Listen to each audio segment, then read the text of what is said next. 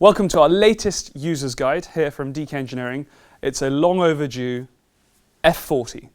So as many of you will know, the F40 is a particular favourite of ours. I'm often asked the question, if I could only have one Ferrari, what would it be? And it's a really difficult question to answer, but if I have to give an answer, it's got to be the F40. Why?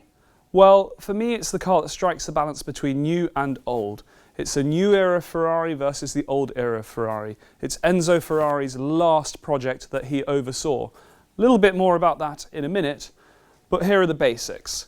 So in approximately 1984, the 288 GTO was launched. It used what was effectively a 308 chassis with the same V8, but this time mounted longitudinally as opposed to transverse, with a drop gear gearbox out the back.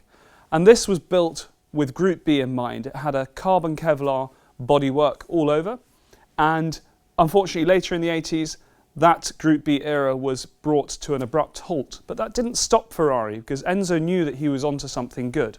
By this time, Fiat had a huge involvement in the company. They owned a large majority of it by this time, and the F40 was in fact developed in secret without Fiat's knowledge over just a 13-month period in the mid to late 1980s, headed up by Nicola Materazzi. So the basics of the F40. It's a 1,250 kilogram steel chassis wrapped in Kevlar with a Kevlar composite body all over. We have a front clamshell, the roof structure, the doors, the sills, the rear clam and the rear lower valance. And that's it. Everything hanging off the chassis frame. It's a just shy of 3-litre V8, twin turbo, producing approximately 480 brake. But again, a little bit more about that in a second. It has a gearbox hanging out the back of the engine, much like the 288 GTO. And there we have it. That makes for an incredible performance car, not only today, but for the day back in the late 1980s when it was launched. 1987 was when the public was first shown the F40. They planned to build only 400 units, but supply was soon outstripped by demand, and such was that demand that they went on to build just over 1,300 cars in total, including just over 200 for the USA, which were their own specification. So running through the specification of these F40s. So our early cars, I'm often asked, what is a non-cat, non-adjust car? Well, effectively, there are 4 different specifications. We have the earliest and purest form, the non-cat, non-adjust. This simply means no catalytic converter, fixed ride height suspension. Thereafter, we have from approximately very mid-1990 onwards and about a chassis number that starts with, well, the last 5 digits starts with an 89, the cat non-adjust. This simply means that the catalytic converter was added. And at that time, the option was also added of adjustable suspension. And that meant that the ride height of the car could be raised to help deal with speed bumps, because as you can see from the design and the form of the car, it's very low and speed bumps are potentially problematic. This was only available on the catalytic cars onwards, so there is no such thing as a factory-supplied non-cat adjust. However, later on people have retrofitted the adjustable suspension. Now, the adjustable suspension is not for me. It's not for most owners. It is quite unreliable. It's a hydraulic system that operates based on sensors that are mounted on the front and rear anti-roll bars, and quite simply, below a certain speed, the suspension will raise up and it will stay up. And once you get above that speed, it goes down. But it can be really problematic. It can be really temperamental. And for us, the best F40 to have is the earliest and purest form, a non-cat, non-adjust. Often you'll hear us referring to 7 Series F40s, which are those really early cars. Hopefully between the first and the first 300 cars built would be a chassis number that the last 5 digits start with a 7. In about 1990, we start to see them starting with an 8, and thereafter they go on. They aren't built sequentially, because obviously there are lots of other road Ferraris that slot within those chassis numbers. But as we said, there were over 1,300 cars built in the end, including at the end the run that was built for the USA of just over 200 cars, which had slightly different front and rear bumpers, if you like, that were added, crash impact protection in the front and the rear. They were all cat cars, They had a different front splitter, they had different seats, they had an automatic seatbelt system that reached over your shoulder and helped link it up for you. They had knee impact protection on the underside of the dash, and a few other different features such as that. But we're going to focus on the cars that we have here in Europe, and we're going to focus today on this car primarily, which is a non-cat, non-adjust. It's a 7 Series car, and we're going to have a little walk around to understand how you live with an F40, what you need to know, and how you use and enjoy it. So we find ourselves here in the dkengineering storage facility amongst a selection of the F40s that we look after, and conveniently we have this bare chassis F40, which is a restoration project of ours, and I thought it would be a good opportunity to walk through it. So what will shock instantly most people is the fact that this is a steel chassis frame. A lot of people make the mistake thinking it's a carbon or a Kevlar tub, which it's not. This is a very, very similar design to a 308, to a 512 Boxer, or even to a Dino in the centre here, with these 3 main chassis tubes of oval orientation laid out with your cross tubes, your tubes for your seats to fit on, all of those details. So in the front here we've got bonded in this Kevlar front bulkhead, and that's how this chassis was reinforced and stiffened. They would wrap the whole of the chassis frame, so in the door sill area here, which when you open a normal F40 you see that big Kevlar sill, it's wrapped around this steel frame, and all of it was bonded together. So the roof was bonded onto this frame. These panels are aluminium, the windscreen pillars, they sit in place, and all of this was designed to make the car torsionally more rigid, stiffer. At the back of the car we've got this V8 engine, which instead of being transverse in the 308 has been put back to a traditional orientation, so it's longitudinal, and off the back of it is this drop gear gearbox. So this meant that the weight could be lowered and the gearbox weight could be moved right back in the chassis so that they could optimize weight distribution. So the power comes out of the engine, through the gearbox to the drop gears at the back, and then back through to power the wheels here where the differential is in the middle. On the side here you'll see the traditional Ferrari red cam covers originating from the Testarossa as inspiration from the 1950s. We've got the exhaust manifolds here, and just here would be where the turbos bolt on. And in the middle here, this would be where our wastegate sits. Now this car is a non-cat, non-adjust, so you'll see this bar here is flat. On a later car, when the cats were added, the cats sit in the exhaust system here, and what that means is that the wastegate is pushed up in height, and therefore we have to have this bent bar, as we call it. And on the underside of the rear clamshell, you'll see lots more heat insulation, lots more ducting pipework to keep it all cool in the engine bay, because of course those 2 cats are 2 things to get much hotter. Whilst we've got this spare chassis frame here as well, it's good to show you where the fuel cells would sit. So a lot of people talk about the fuel cells of an F40.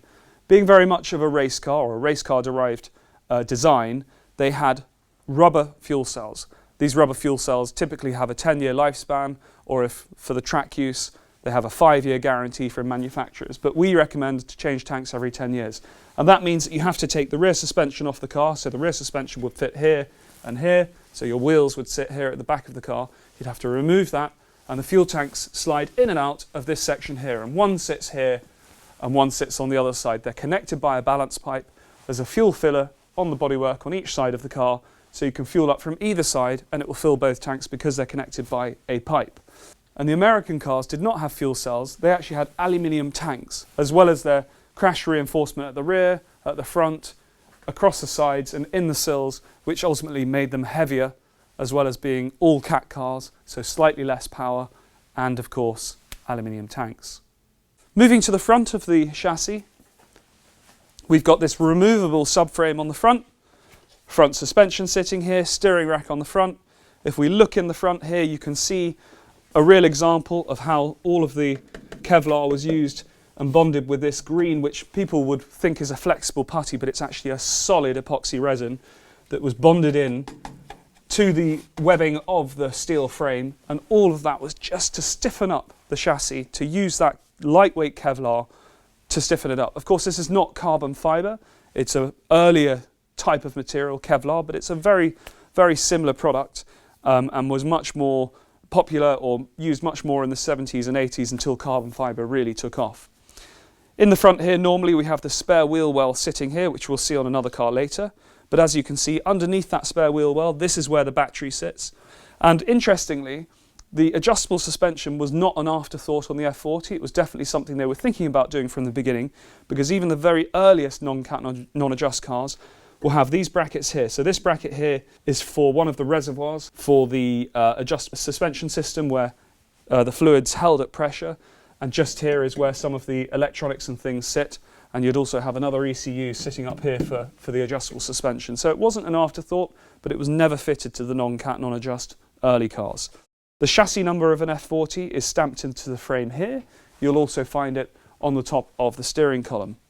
So typically when we put cars on our rolling road, we'll find that a cat car has around about 480 brake horsepower, and that a non-cat car with a sports exhaust will have close to 500 horsepower, which given the weight is an astonishing power to weight ratio, especially given the time. And even by today's standards, that feels very fast, very modern. But what really lets an F40 down is the original brake setup. The discs and pads squeal like hell when you're slowing down at low speeds.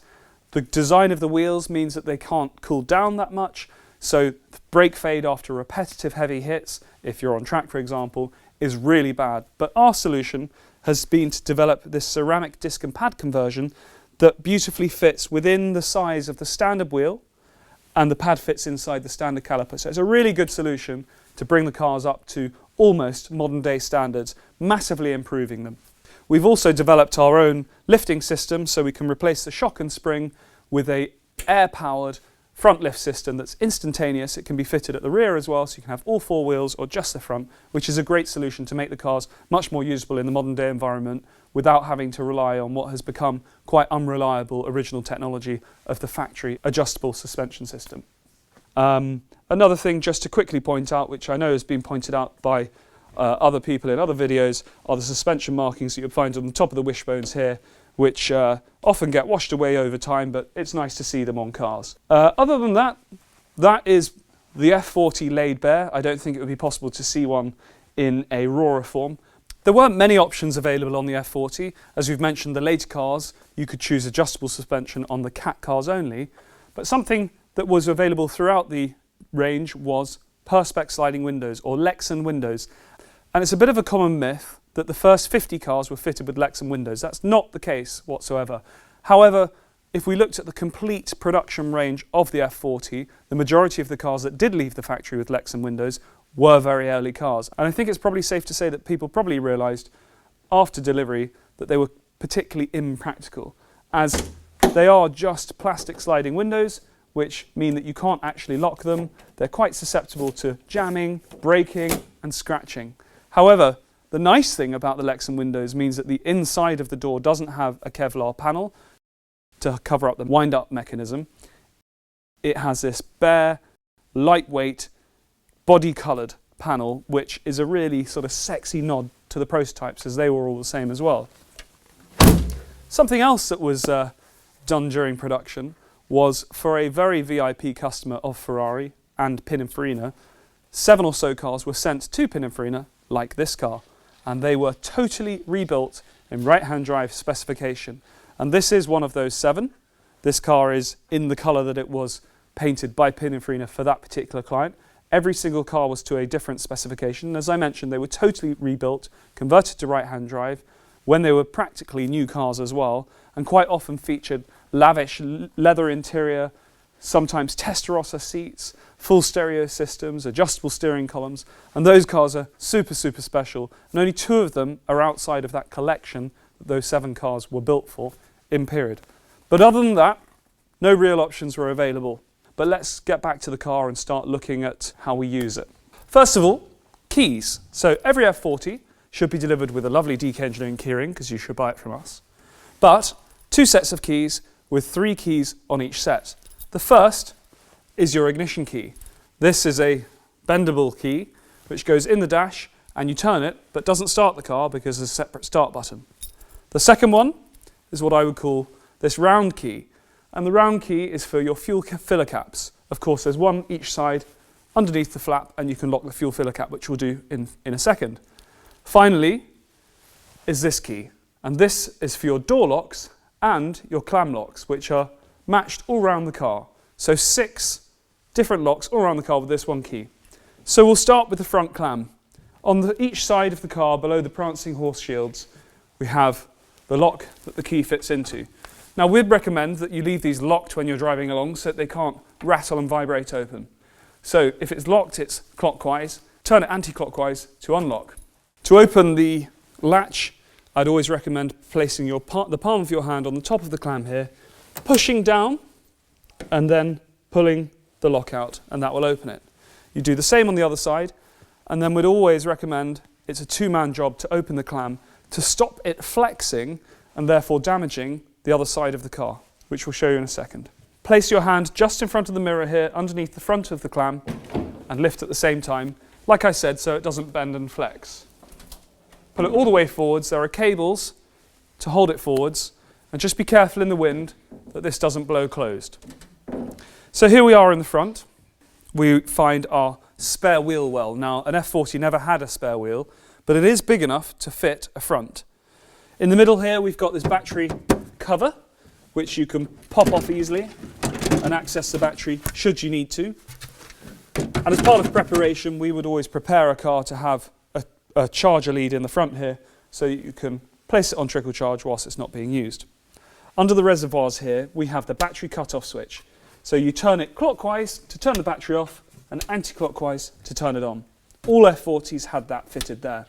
In the front here, we've got the windscreen washer fluid bottle that you can easily top up yourself. You just undo the top here and fill it up with fluid. You have the toolkit sitting next to it, which is velcroed in position. Underneath, you have the tyre inflator, which I would never recommend using, but it's good to have with the car.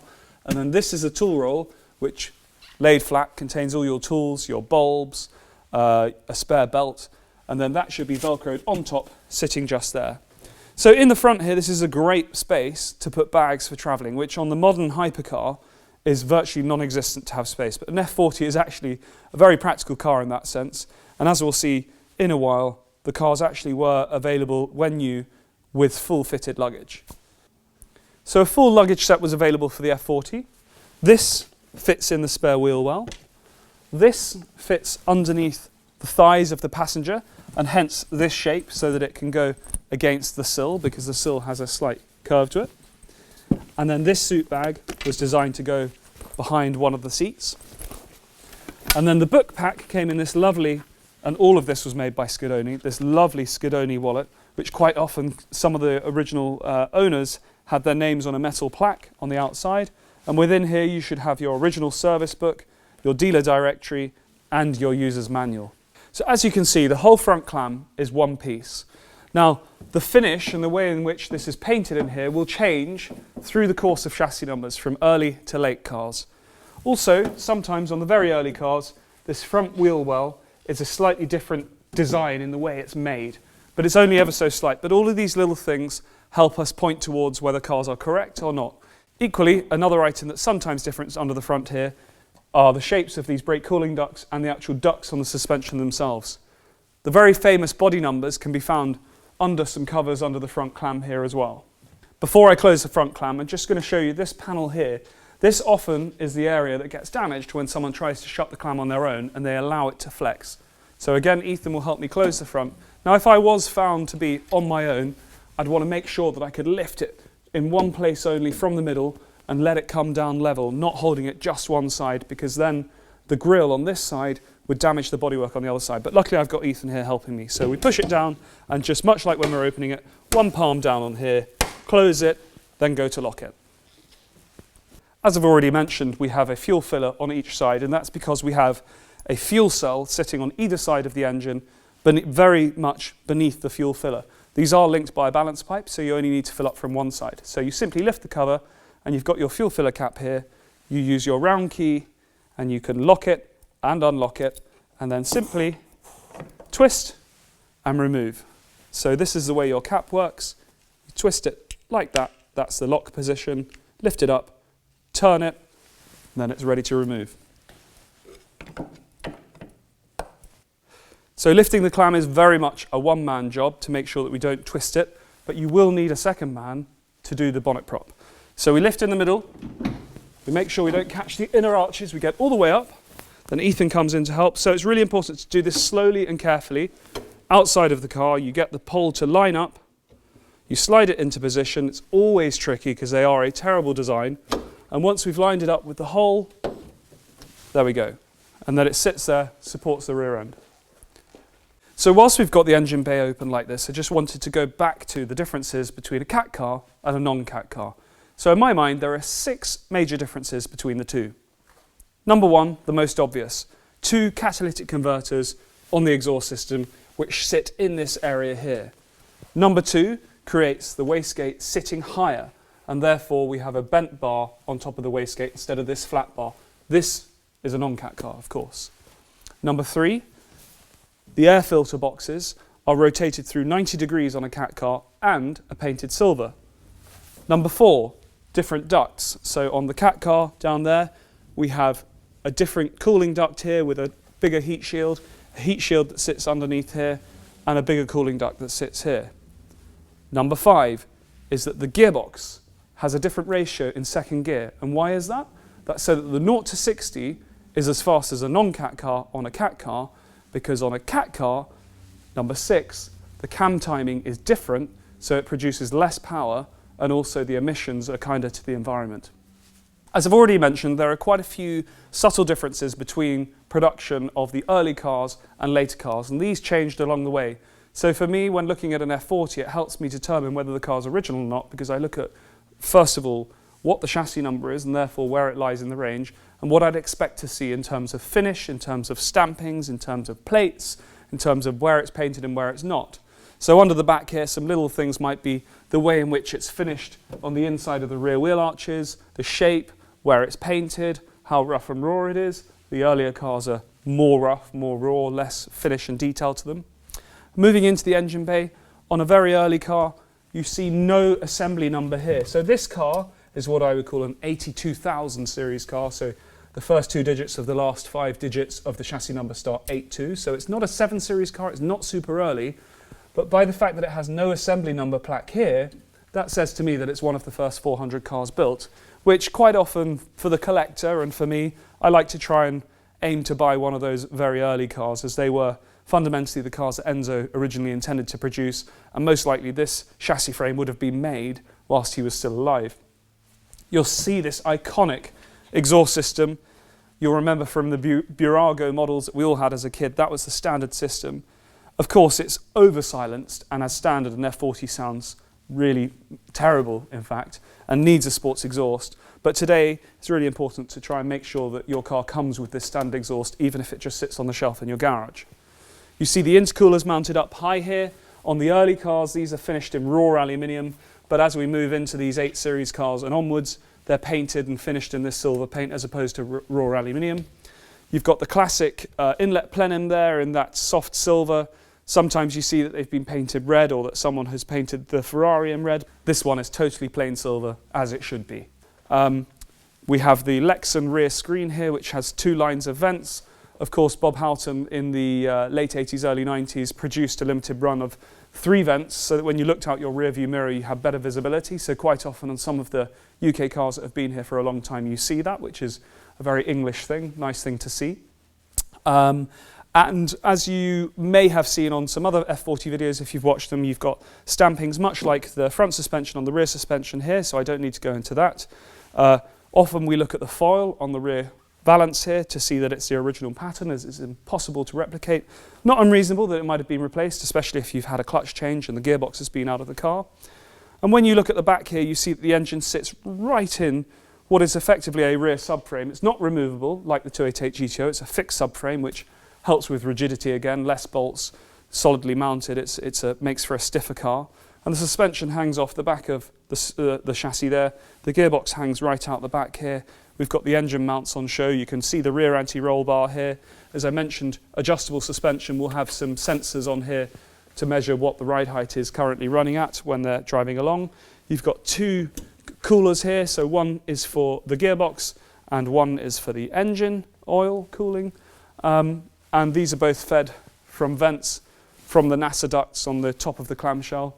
You've got the rear lights at the back here, this rear grille, which is very susceptible to going rusty because it gets very hot because of the exhaust.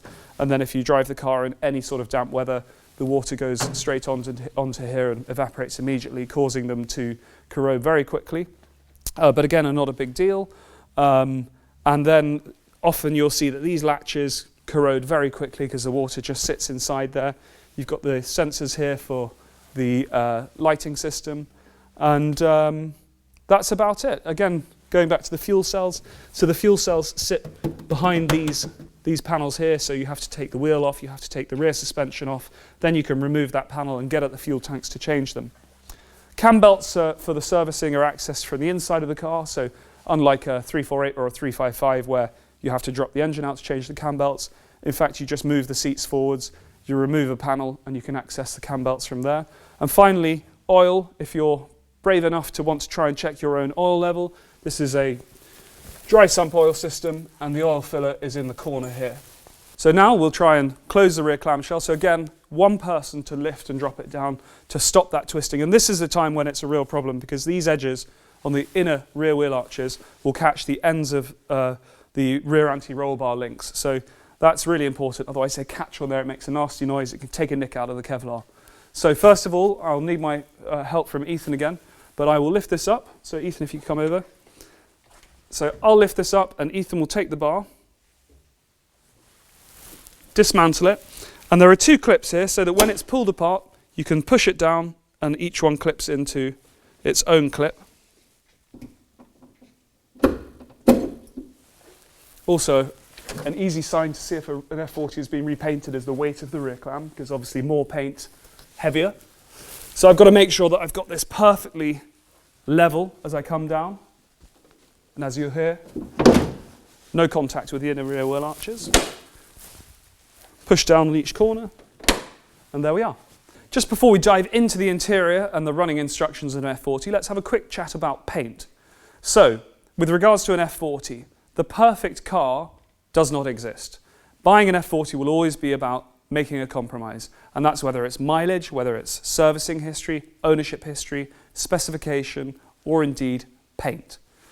A lot of people will look for and ask for weave, and this weave is basically where the paint has settled over time, and because we're not dealing with a metal surface, a perfectly smooth surface, we're dealing with effectively a fabric, a hard fabric, the Kevlar. The paint settles and it creates a texture to the paint that even sometimes when you run your hand across, you'll feel that texture, but certainly you'll see it. So this car, for example, has lovely weave on the front clam. Now, it's a bit of a myth that every F40 should have weave. We have to remember that these cars were painted by hand. We have to remember that a lot of people complained when the cars were new that the paint quality wasn't good enough because they'd never seen this weave before. So a lot of cars were repainted at the delivering dealer or even at the factory prior to delivery. But we can see weave right the way through the range. It's just very dependent on car to car. So what I'm trying to ascertain here is don't be put off by a car that doesn't have weave. It doesn't necessarily mean that the car has been painted during its life, but it is a really nice thing to try and look for. And in terms of weave, you'll find it on the tops of the front wings here. You can find it in the centre of the front clam, on the roof, on the tops and the sides of the rear quarters, on the rear spoiler, and a little bit on the rear clamshell. But you have to remember that because of all the ducts and things that are fitted in the rear clamshell, quite often there's a lot of fiberglass due to the nature of the manufacturing process in a rear clamshell, so you won't find weave everywhere there. And the same for the doors. It's very rare to find lots of weave in the side of the doors. You might see it along the top, but no car exists that has every single box ticked. So it is about making a compromise and making sure that you are happy with the car that you're buying and that it ticks perhaps 3 out of 5 boxes for you to the highest level and taking that compromise. Also, the very early cars, again, as I call them, the 7 series chassis numbers, were slightly different in the way they were painted. Most notably, under the front clamshell, the early cars quite often were painted red instead of black under the front here, just in front of the front wheels. Under the sills, they were just painted all red, no black. The same under the rear valance here, no black paint, all red, but really only for the very early cars. And the same inside the hinges here for the rear clamshell, there was no black added later, they were just left plain red. But really that's reserved for the very early cars. So moving on to the doors. We've got the same key that we used for the clamshells that you could lock and unlock on the outside. Each door separately, you'd have to do it. Now the interesting thing is, on the inside we've got a lock as well. And you could lean across and lock from the inside your passenger door, but the outside will still be unlocked, but you won't be able to open it. So you'd have to lean back into the car to unlock it like that if you've locked it from the inside. Just something to bear in mind. Now we're looking at these big Kevlar sills that we've got to get ourselves across. And if you remember on the F40 restoration project earlier on in the video, where we had the bare steel chassis frame there that then is wrapped in the Kevlar, it really helps you to see this. And again, going back to the early cars, the finish of this Kevlar was much rougher. There was a lot more variety in colour. They were much greyer. Sometimes it looks like it could be worn out. And the later the car, the better the preparation of this Kevlar, especially in the sill area, and the thicker the lacquer. So if you look at a car with a 9 series chassis number, you'll see that the finish is really smart. It's really nicely put together. And that's just purely as development advanced, especially as the cars gained assembly numbers because they moved onto a proper assembly line. The quality control was much deeper. They'd learnt from their mistakes. They'd learnt that people were complaining about the fit and finish. But again, coming back to these early cars, for me, that rough and ready nature is something that I really like to find because it's lightweight, pure form, no fuss, no too much attention to detail. It's just a pure racing car for the road. But okay, let's get ourselves in. Just before I get in, actually, sorry. This car is fitted with the standard inertia reel belts. Now, not all cars had these from new. You could have harnesses from new. But I do like to find a car that has inertia reel belts because to me it says the car's probably done less track work. Not that track work is an issue, but the less track work, the better in anyone's eyes. So these are the inertia reels that sit here, but you could have harnesses. They were usually mounted on the parcel shelf here, coming through the seats and to set yourself in. So we'll just get ourselves into the car. So we're inside the F40 now. First of all, two things I want to point out in here. One, if you look inside the inside of the front wheel arch, that's the area that we were talking about that gets damaged if someone tries to put the clamshell down on their own and that grille contacts. But the inside here should be raw Kevlar like it is on this car, unpainted. And it's always a really easy sign of a car that's had a lot of paint. There's quite often some really ugly masking lines in here, so that's easy to see. Also, it's another location for these famous body numbers on the hinges of the door. But don't be put out if there aren't any, because the very earliest cars wouldn't have had body numbers all around the car, and sometimes not at all, and especially on the doors. But later on into production, all cars would have had body numbers, and the easiest place to find them is on these hinges of the doors. So here I am sitting in the car. This is a wind-up window car, so we see that it has this Kevlar panel as opposed to the raw red of the cars with the sliding windows. We've got our window winder here, and this cable, believe it or not, is how you open the door. And actually, to close the door, we'll use this panel. So from the outside, I'll come back to how we close those, but from the inside, you've just got to do your best to hold it at the bottom and give it a good hard pull and slam to close it. When you look in the mirror, you can see if the bodywork is lining up with the outside of the car. It's not always the perfect fit, but when you know your F40, you know whether it's closed or not. So here we are sitting in the car. The seats are only adjustable forwards and backwards. Note to yourself though, sometimes especially Italian supplied cars, the seats sit on blocks, so they sit a bit higher. But there's a simple lever under the front here to move the seat backwards and forwards. You'll see, personally, at just under 6 foot, I don't have a huge amount of room in here. This is a standard headlining, but also something we offer is a revised headlining setup so that you can gain about ½ an inch above your head. So we're sitting here in the driver's seat. We've got our ignition barrel here, start button here, air conditioning controls here. Yes, it does have air conditioning, contrary to popular belief. All F40s have air conditioning. You've got the vents for the air conditioning in front of you here and on top of the dash. We've got a bank of switches on the left, which we'll come back to in a minute, and then 3 stalks. So in the centre we have the traditional handbrake, which is a pull up and then push the button in, hold it in and let it down to release the handbrake. The gear lever, we have 5 gears plus reverse, and first is a dogleg first. So clutch down, to the left and backwards, we're in first. They are actually a lovely gearbox when they're right, when they're going well. Takes a little bit of time, so when you're driving along, perhaps you might want to avoid second gear when it's cold, but once warmed up, should be a beautiful change, just as we want, for a manual car. Going back to the air conditioning then, so on the left we have fan speed, which looks like it's a variable speed, but actually it's 3 speeds, 1, 2 or 3, and anti-clockwise, twisting it clockwise takes you from 0 to 3. Then the right-hand dial is the difference between hot and cold. It's a bit of a balance. You'll be continually playing with it on a hot day, but it does work really well if the air conditioning is properly serviced, properly charged, and you can have the air blowing at you through these 3 vents here and equally blowing at the screen in front of you. Okay, so if we put the ignition key in the ignition, turn it all the way, then we have power on. So talking through the 3 stalks, the easiest one is the small one on the left-hand side, is left for left indicator and right for right indicator. This right-hand stalk is for the wiper, so 2 different speeds, down 1 for the first and second for the second. It's pull towards you for wash the screen. Now, the lights. To turn the side lights on, we twist this larger left stalk once, that turns your side lights on. Then to pop the headlights up onto dip, we go down 1, that pops the headlights up and we're on dip, and then we go down 1 more to go to main beam. Now this is a real warning on an F40, and I've been with many people that have done it over the years. You go from main beam to dip and you go too far and the headlights go down. It's a real design flaw of the F40 and you've got to be so careful. So to remind you, if you're all the way down to the left, so you've got the main beam on, be careful not to go up 2 slots so that the headlights go down and turn off and you're just on side lights. And again, once we're here, if we want to put the pop-ups down, we go all the way to the top and then twist again and we turn off the side lights.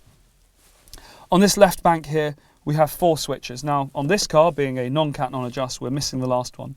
And believe it or not, with the 18 F40s that we have sitting here in this building, not a single one is an adjustable suspension car. But if it was an adjustable suspension car, on the left here, you'd be able to press the bottom of the button. And I would recommend that whenever you leave your car in storage, that you depressurize the system. And to do that, you would simply press this button 3 times. So 1, 2, 3. Hold it on the 3rd press. This is with the ignition on, and the suspension will drop to the floor, and then you leave it like that. And the next time you go to start the car, it will rise up to its full ride height. And obviously, as you drive along, then it will drop down to the lower ride height. The second one along is for your heated windscreen. So push the top of the button in, and your heated windscreen will heat and help demist. The second one, your heated headlights. So the side lights, and those that have those glass covers on the front, they actually have 4 or 5 bands across them, which are heating elements to demist those. So that's the next one. And then the final one is your fog light switch. We've got 2 fog lights on the rear lower valance, and that's to turn that on. Just next to that bank of 4 switches, we've got the hazard light switch. And if we press that, the hazard lights come on. If we press it again, they turn off. Behind this panel here, we've got the fuse board, which is a bit of a weak spot of the F40. And perhaps every 15-20 years they do need a overhaul or a check. Relatively straightforward to overhaul them these days. There are lots of people that do it, but definitely something that should be checked when looking at buying a car. Then looking at the rest of the dash here, we've got very simple gauges. On the left here we've got water temperature that goes up to 120 degrees C. Obviously we don't want to go above 100. On the left here we have our speedo, which is in kilometres and shows our recorded mileage in kilometres. Now, all UK F40s were delivered with speedos in kilometres, unless they were a very late car, and then they did introduce a miles per hour speedo, the same for the USA. So probably makes sense that they made those speedos for the US and used them for the later UK cars. But again, that will be on cat cars only. All non-cat non-adjust UK supplied cars would be delivered with a kilometre per hour speedo, and the reading on the top would be in kilometres. Next to it we have our rev counter with the rev line at 8,000. You rarely need to take it to the red line because of the nature of the turbocharged car. Next to it we have our boost gauge, which goes up to 1.5. Typically we'll find that an F40 boosts at around about 1.3 bar. And that gauge, for someone especially that's new to an F40, is really important to keep an eye on. You know, my advice to any new owner of an F40 is to respect the throttles. I told a friend of mine a few months ago, she found hilarious. But you have to respect it. So when you're in 1st or 2nd gear and you see that boost coming, you need to be ready to back right out of the throttle, because with those twin turbos, when they kick in, it will be a real jerk. And that's where accidents happen in these cars, where people don't expect the boost and they don't respect it and they don't come off as they lose traction, because it just keeps delivering. So that's my number one biggest piece of advice when driving an F40 is respect the boost, respect the throttle, predict it's coming in, watch that gauge, and be ready to back right out and be in control of the car.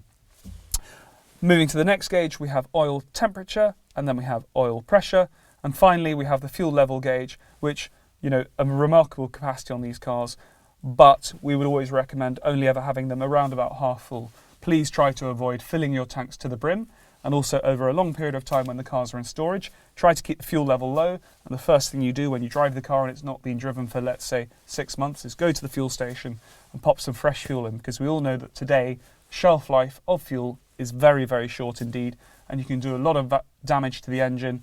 You can burn exhaust valves very quickly by boosting on stale fuel. So this is a cold start of the F40. We turn the ignition on and we hear no fuel pumps. Now, my recommendation is to give the car no pumps initially. We'll just press the button once, but for a very short period of time for good reason. And now we hear the fuel pumps kicking in. We let them prime the engine, make sure it's in neutral, and then we'll give it a go. So we just hold the button until it fires. Now, I haven't used any throttle yet, and we hear it failed, and the fuel pumps went again. So now I'll give it another push. Now, because that's happened about 3 times, next time I am going to use the slightest amount of throttle. No big pumps whatsoever. The fuel pumps should have primed the engine as much as you need it to. There we go.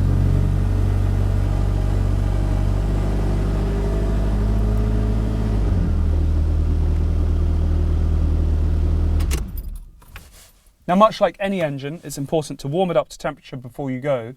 But another piece of advice I'd offer is please don't leave your engine idling for a very long period of time. It's very easy to coke the engine up, wet the plugs. You know, you want to get the engine to a temperature that's relatively warm, so just off the 0 on the water temperature. And then maybe you give it a few small revs and get going in the car and gently bring the car up to temperature without using big revs until you see 80 or 90 degrees on the water temperature. So in terms of the interior, that is pretty much it. Very simple. To open this door again, we just pull the cable, pops it open, and we push it open, and we'll get out. So to close the doors, it sounds crazy. It's not the easiest thing in the world. Because they're so light, they don't have that momentum when you're closing them. Now, the door latch is around about here on the car. So the best thing to do is place your hand here and give it a good firm close like that. And now it's closed. So we hope you've enjoyed our user's guide. It's a little bit basic, but we think it takes you through most of the steps. If you have any questions, please reach out to us. And of course, if you did buy an F40 from us, we'd take you through the entire process of how to use and live with your car. And we hope you've enjoyed all the facts and fun figures that we've given you. We look forward to showing you our next user's guide very soon.